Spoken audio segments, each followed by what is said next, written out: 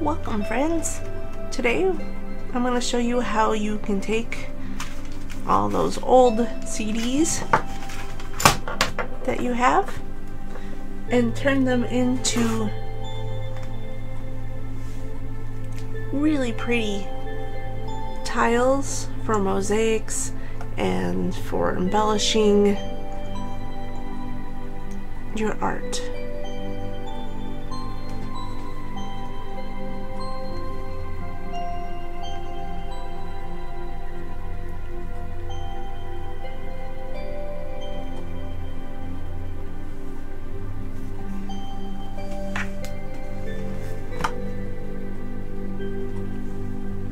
I have a little bit of my CHAMPA burning,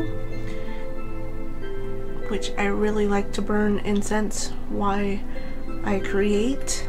It inspires me, puts me in that sort of leave me alone, I'm doing art mood, so I like that. Yes.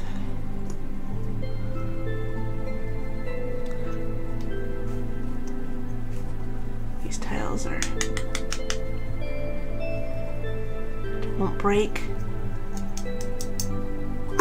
Very nice. And you can do whatever shape and whatever sizes that you'd like.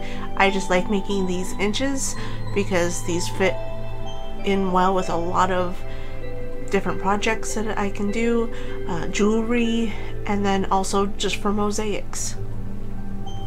And they're really fun to make. Highly addicting. I made a few, to be honest, I made a few hundred probably, you know, about 3 or 4 months ago, and I started getting ready to record this video for you all, and I was super excited, and I'm going to make probably another few hundred of different colors and whatnot to add to my collection, because these have been going like crazy into projects. So here we go. So what you really want to start with is you want to get these CDs into this form. And this is just an inch, roughly an inch square of plastic from the CDs. I also stamp my CDs, or at least half of them that I cut up, because you're going to be layering these two together and putting paint in the center, and that's what's going to make it stick together. Oh, my puppies are waking up. And then they'll melt together really nicely.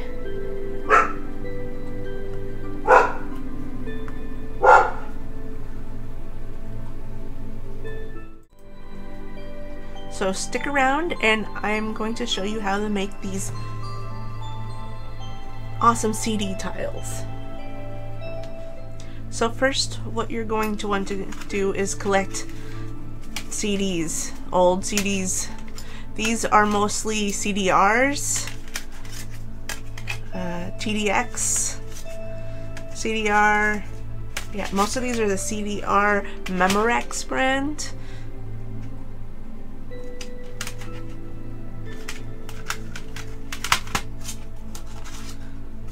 So let's go ahead and start on one of these. What you want to do is to scrape this film off of the CD.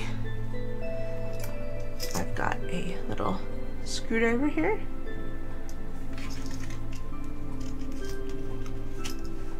Just want to kind of scrape back and forth, and what you want to see is it flaking off like this.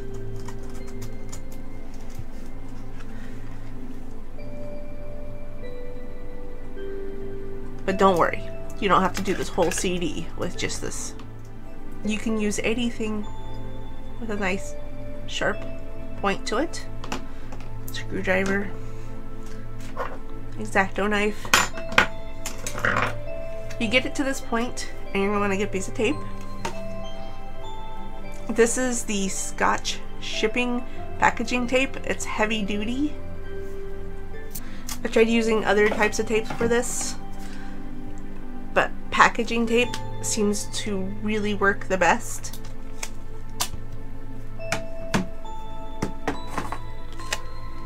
So you're going to take the sticky side, put it back to the right side here, sticky side here, and pull. And you're going to get that film. And you want to just keep going around until you can get as much as you can off. Now, some CDs are going to be much harder to do this to than others, so I suggest you go through what you have and scratch them a little bit, and if they flake, you know, give those a good, give those a try. Because it can be quite frustrating to do it in pieces.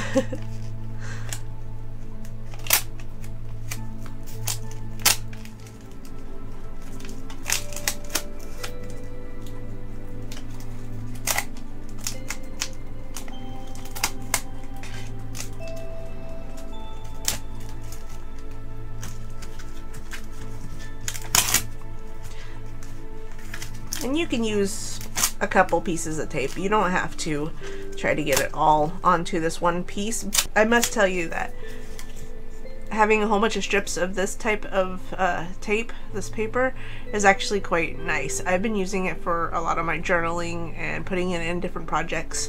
So you can stamp on top of it. You can also use cutouts, so you can make confetti or, you know, really holographic stars or whatever stamps that you might have, or cutouts.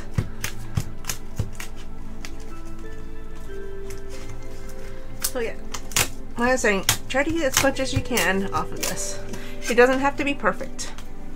Some CDs you're going to be able to get almost completely clean. Some CDs you're not.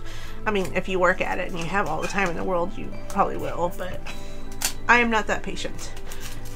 The CDs that you can get clean easily, do your best to get them clean as much as possible, because you're going to have a lot more CDs that you can't get clean all the way, and you're going to want some of the clear ones.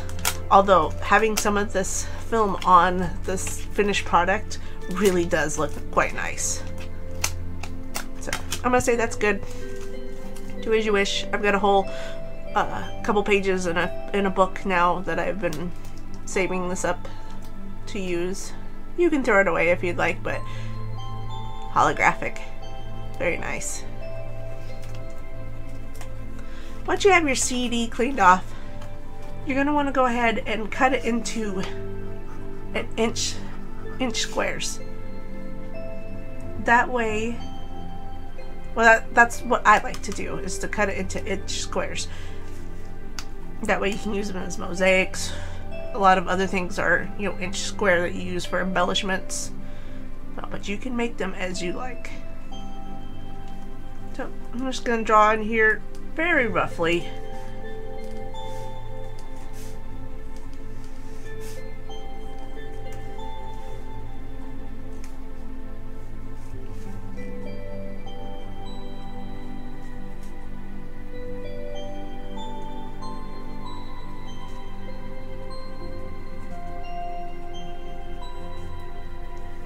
And this pen that I'm using is an Inkzall. It's a Milwaukee. I got it at Home Depot. It really does mark on just about anything, which is really nice. Let's see if I can't get you better.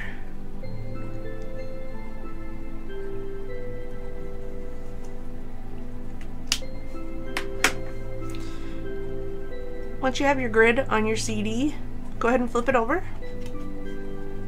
And this is where we're going to put some images on here. Dina Wakley. I'm using it for the music notes. And then some Stays On Jet Black. I like this ink. It's my go-to ink It's not exclusively the only ink that I use, but like I said, it is my go-to.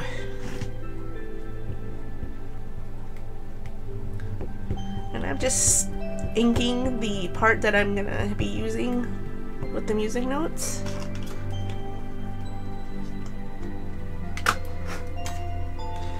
And then just kind of look at which ones are gonna be your best ones on here, your full inch squares.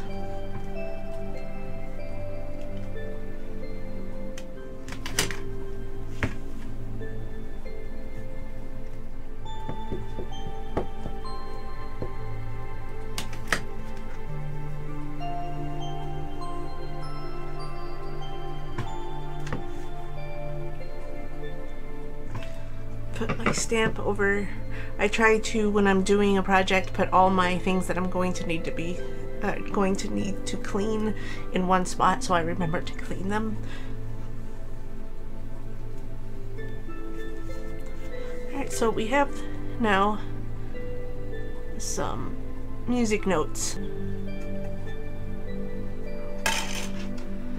Alright, the next step is some heavy-duty scissors. These scissors can cut through aluminum. They can cut through 20 gauge wire. They can cut through heavy plaster and other kind of coarse materials. They're also pretty decent at cutting CDs. So I got these also at a home improvement store. A streamer friend of mine on Twitch, her name is Pharewings. She does a lot of chainmail and she wraps all her tools with this stretchy gauze, and it really truly is a lifesaver for your hands. This is a taxing cut and your hands will get tired if you're doing a lot of them. So wrapping the tools really does help. So what I'm going to do is cut on my lines. Now, when you're using these scissors and doing this type of art, do be careful. You know where all your fingers are. Wear protective eyeglasses. You know, be smart. You know, if you hurt yourself, you're not going to be able to art for a while, and for me not to be able to do some sort of creating every day is one of the worst things that can happen to me. I need to create. I love to create. It really helps my days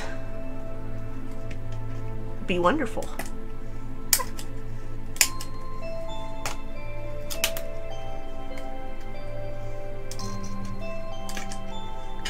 Now these CDs can shatter while you're cutting them, so just be careful. And there's lots of sharp edges, so just be smart about it. And then you're going to cut these into your inch squares.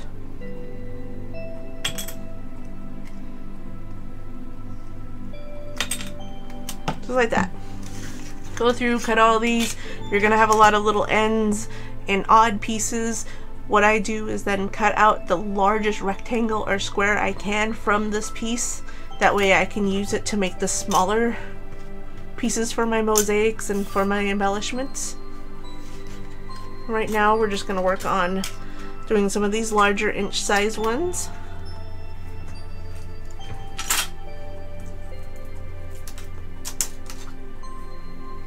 So remember, while you're doing the stamping, you're gonna want to have another CD clear. That way when we put the paint inside here and squish it all together, you'll still see your image. I really like these. I really like these for jewelry. I really like these for, like I said, mosaics. I'm making this large mosaic table out on my deck, and I was looking around for, I hadn't done any kind of mosaic sort of craft before, and I was looking around at all the different things that I could get to fill in my mosaics, you know, all the tiles and whatnot. And then I, you know, started making some polymer clay tiles and some little thick, you know, real thick paper tiles. And when I started making these tiles, I realized that these would be great as mosaic tiles. And because you melt them, they're weatherproof. So awesome. All right, so I'm gonna stop here, get set up for the painting process, and then we'll do that, and then get them in the oven, melt them, and have a finished product. So stick around.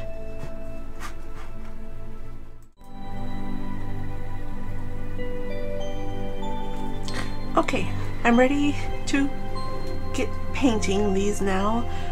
I've got a few colors picked out. Some of my paints are getting a little old, so I'm trying to use up some of these colors. This is a cut up piece of contact paper. I get this at the Dollar Tree. A dollar, you know, where everything's a dollar. I really like using this contact paper because I can put it right onto my table, put my colors on here, use it as a palette, and then I can just take it off and throw it away when I'm done. And this piece is also good for that also. So we have some lavender and some, I think this is just purple. This is the multi-surface folk art, and this is the acrylic paint. Oh.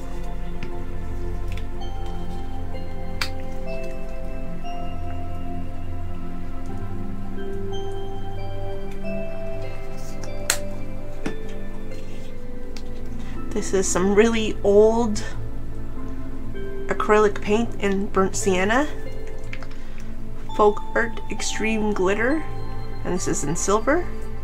Also folk art, multi-surface, and this one is wicker white, patina, bright pink, and pink pearl.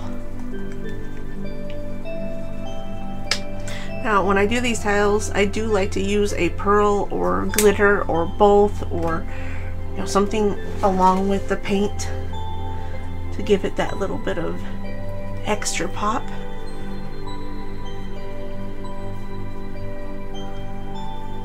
Alright.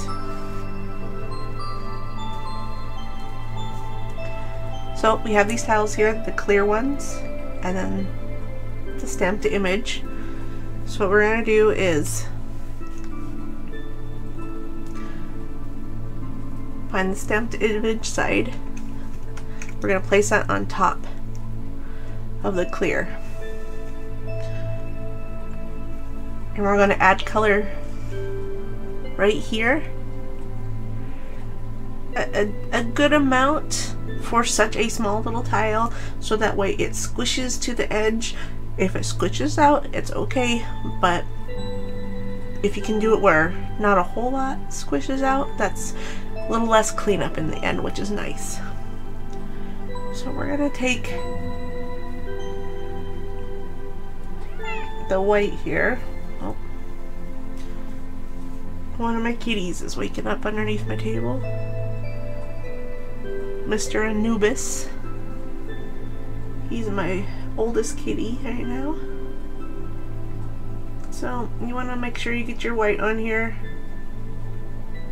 or your color on here pretty well, because your paint's also going to act as an adhesive until these are melted.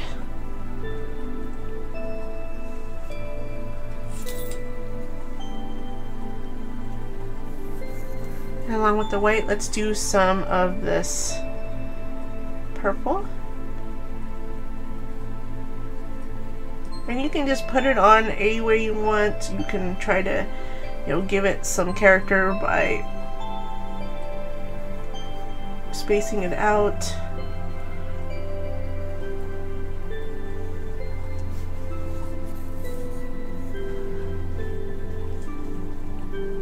Take the stamped tile, place it onto the clear tile, and we're going to squish. And you want the paint to be all the way to the edges if you can. So, squishing it around a little bit. It does get messy.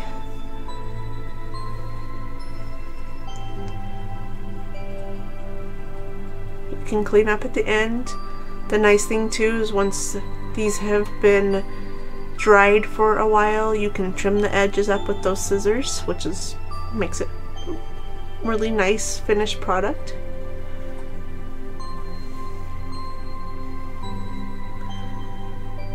There's one.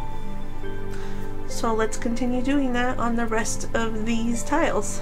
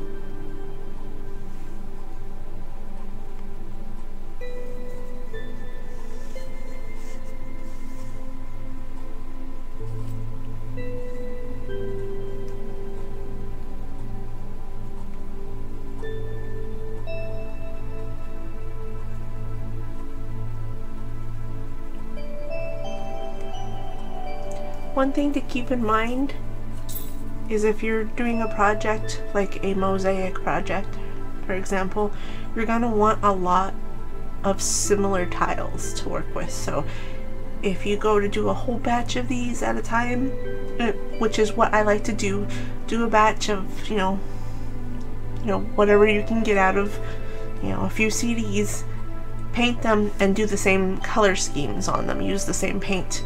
And then the next batch that I make, pick a couple colors from the last batch and then new colors and make make 50 to 100. And then the next batch, some of those colors from the first batch, some colors from the second batch, and then new colors. So you get my drift.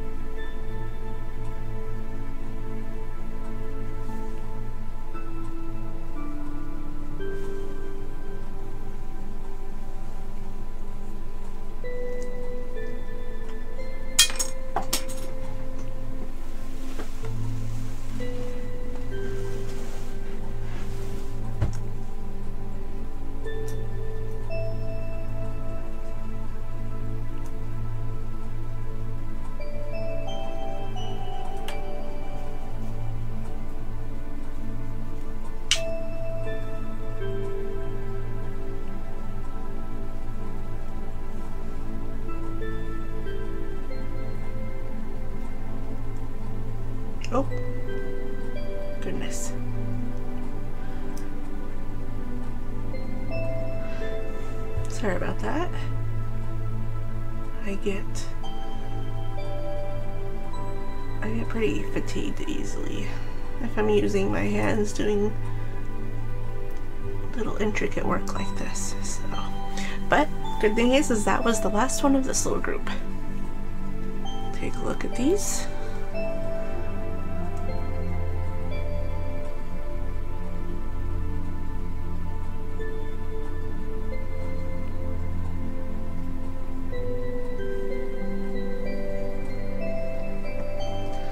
I'm gonna do some cleanup. I'm gonna take this leftover paint and smear it into a journal page to use later.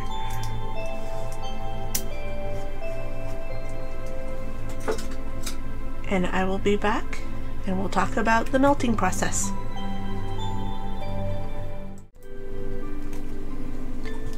Okay, so we have the tiles made. Now here's the long part. These tiles need to dry. The paint in between the plastic really needs to dry. It will affect the outcome of the tile itself if they are not dry. If there's still some dampness in between these tiles when you bake them, because you're baking them at the highest temperature that your toaster oven, there's going to be condensation and you don't want that. That's going to create large bubbles. I mean, they look cool. I mean, do some like that because they get very, very craterous and they have large bubbles that come, you know, popping out of them, and they're pretty cool looking, but they don't have the nice flat surface on the top, so you wouldn't want to use them as a tile for like a mosaic project or something that you need to have flat, like in a journal or whatnot. So typically these will take a couple days to dry. Now we've been really hot here lately, so I'm gonna stick these outside in the sun tomorrow and dry these as fast as possible. Don't try to do them, you know, with a heat tool, you know, or the oven, you know, at a low temperature. They just need to naturally dry for, you know, a couple days. You'll know when they're dry when the tiles don't move around. You'll be able to pick these up and not pull these apart or slide these apart. So, not the funnest part of this project, but give it a day or two, let these fully dry. In the meantime, go crazy, make a ton. I'm going to again, so dry 2 days minimum, or if you're really hot outside in the sun. After that, we're going to place these onto a cooking surface. This is just a pizza pan that I got from the dollar store. You know, I'll take it off of this foam, put it onto the plate, and then we're going to take it to my toaster oven. Doing this indoors, there are going to be some fumes. While doing this project, I haven't had an issue with the fumes. I have always turned on air filtration and open windows, put a fan in, and really there's not that much of a smell.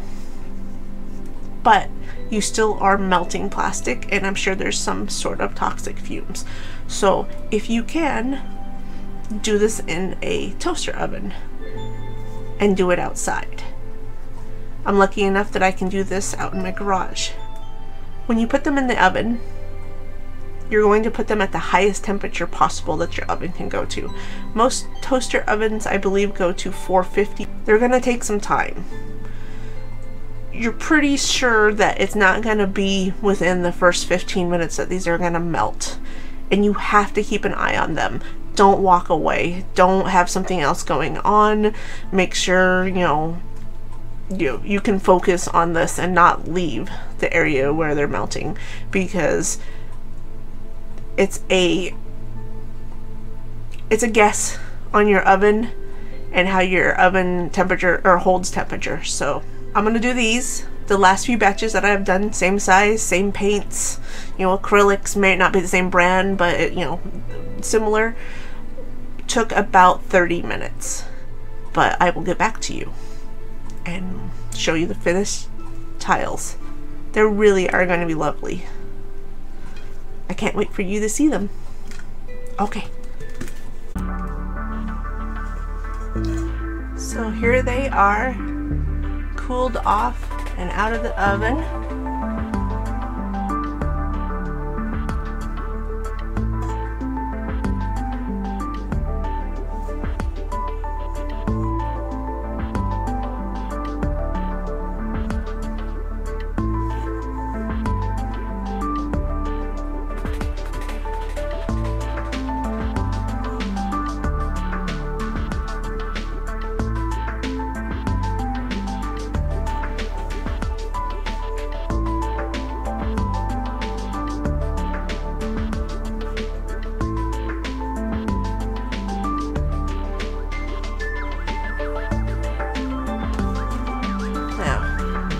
Stuck. That's why I like these trays, because you can manipulate them and just pop these guys off.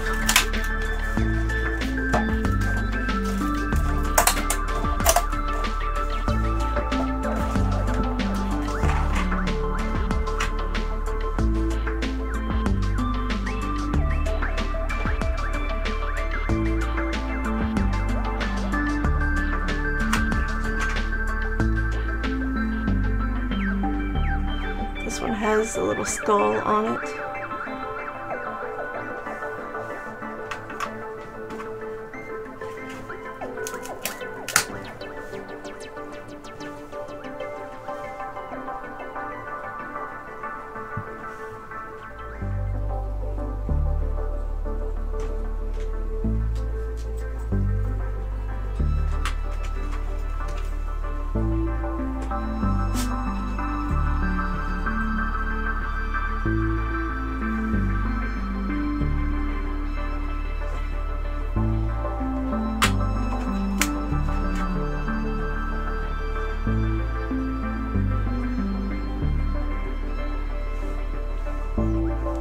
This has a little piece of the CD film on it still.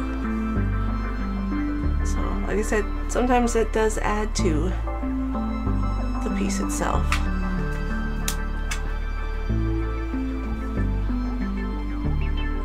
Some music notes.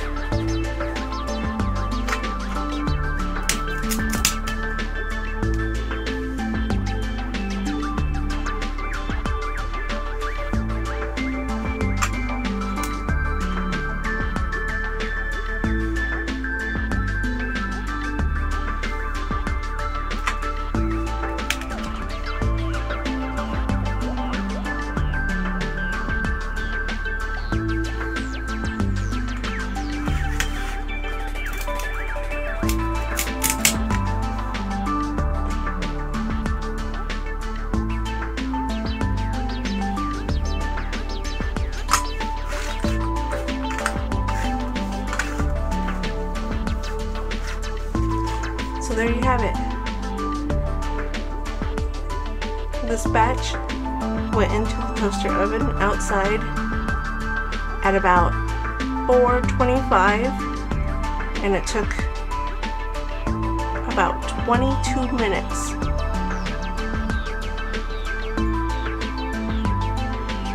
On 425 Fahrenheit.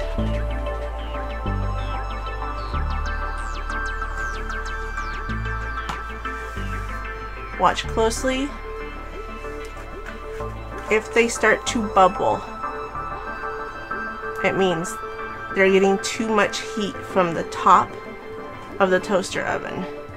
So you can move the pan down to the lowest rack and put a piece of aluminum foil on the top rack.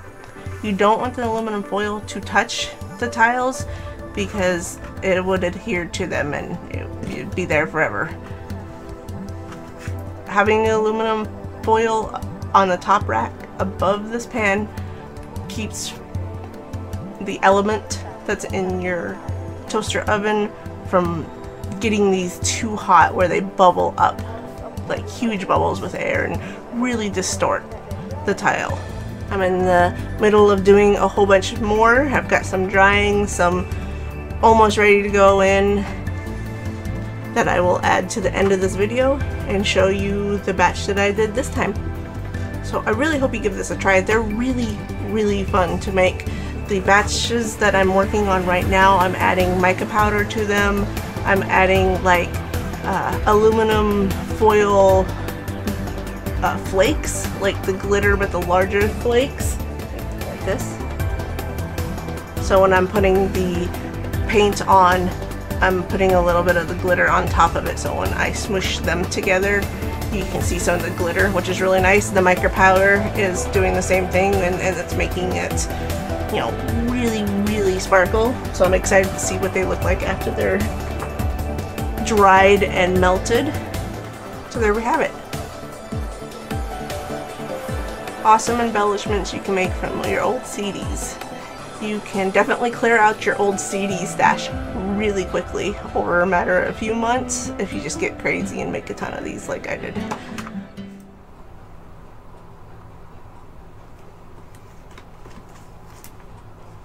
There's our finished tiles made from old CDs. I'll take some pictures also, so that way they I can get a little bit of a clearer, more up close image of these, but these turned out really cool. And like always, I made a bunch.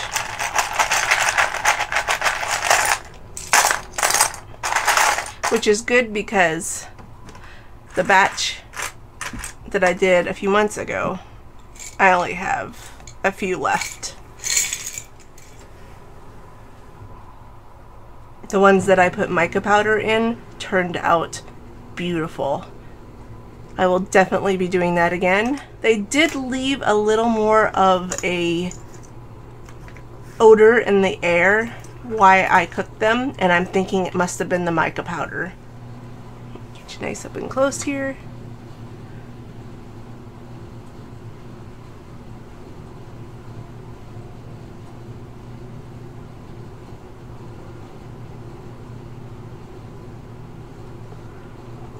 You can see the music notes on some of them, all the different types of stamps.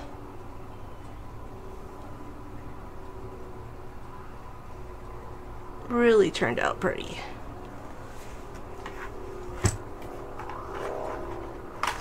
So there we go.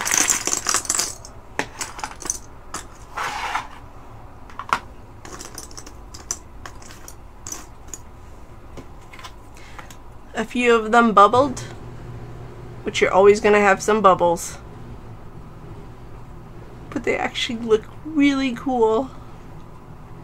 Thinking I'll wrap this one in some wire, maybe make a charm out of it. This one bubbled.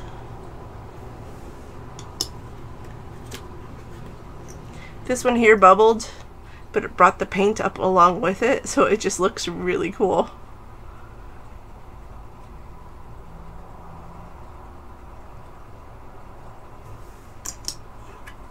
So yeah, you're going to want most of them to be flat so that they're easier to use on your journal pages and your canvases and your different projects. The bubble ones really aren't that bad. I'm sure I will find plenty of things to do with those. And I only had a few bubble up. This one did a real big bubble.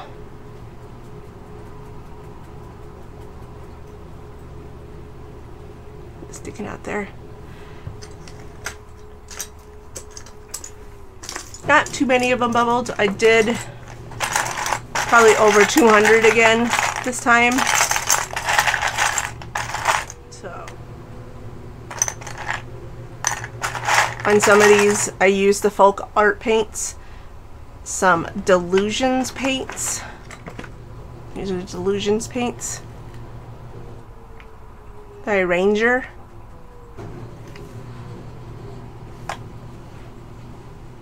And then the mica powders that I've used, I used these mica powders, the Perfect Pearls, And I think I pretty much stuck with the white ones. This is, I think, just a pearl. And it's just really fine powder, and they're very sparkly.